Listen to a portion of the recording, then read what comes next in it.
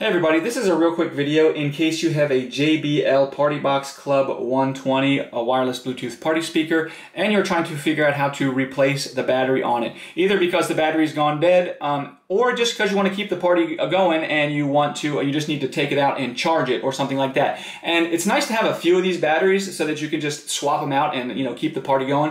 And I'll go ahead and put a link in the description to where you can get the batteries that work on this. But it's really easy to actually replace the battery. All we need to do is on the back, you'll see there's this, like in the middle above the woofer hole, there is this latch. We just need to open this latch door and pull out this battery that looks like this, and then we are going to put the new battery in. And basically you'll see when you pull this battery out, there is sort of these metallic contacts on the battery. Those contacts need to be facing down and in. Down and in when we put the battery in, close the door, and we're good to go. And again, I'll put a link in the description to where you can get more batteries. So let me know if this worked for you, and if it did, if you could please leave me a like, I'd really appreciate it. Thanks a lot.